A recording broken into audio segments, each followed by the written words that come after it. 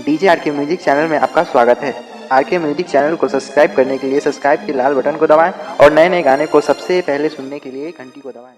DJ R के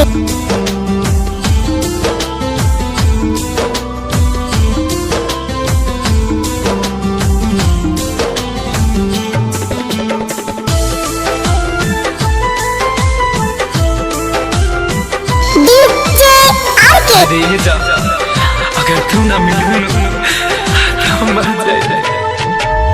दिल के दर्द दिया के मिले ना दवाई हो, दिल के दर्द दिया के मिले ना दवाई हो। बनवले शराब जवान, बनवले शराब जवान, कहवा भेटाई हो।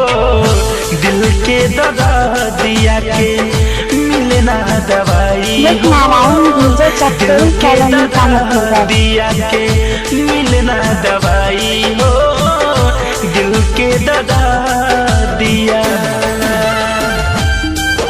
क्या फर्क रह गया तेरे और जमाने में, तुझे तरस ना आया मेरे दिल को जलाने में। आज टूट कर बिखर गया हूँ मैं कुछ इस तरह कि ढूंढता हूँ तुझे हर शराब के पैमाने में। हो मोहब्बत में खैले हुई धोखा, एही से चीज एगो बनवले अनोखा।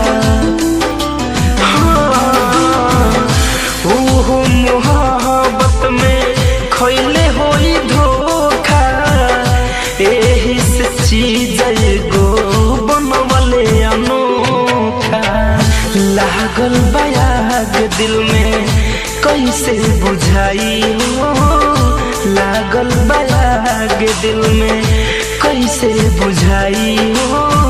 बनवले शराब जवान, बनवले शराब जवान, कहवा भेटाई हो। दिल के दर्द दिया के मिले ना दवाई हो, दिल के दर्द दिया के मिले ना दवाई हो, दिल के दर्द दिया। दर्द छुपाने की अब जरूरत नहीं है मुझे, बहुत मशहूर हो गया हूँ मैं झूठा मुस्कुराने में। हर रास्ते का मुसाफिर बन के रह गया हूँ मैं, तुझे ढूंढते ढूंढते भटक जाता हूँ मैं खाने में, मैं कैसे के जी कवनो लेके जखम हो। फैशन फिरोज पढ़ना कैलू राम हो। कैसे के जी कवनो लेके जखम हो। अभिनव दिनेश पढ़ना कैलू राम हो। धड़कन धनंजय के कैसे भुलाई हो, धड़कन धनंजय के कैसे भुलाई हो।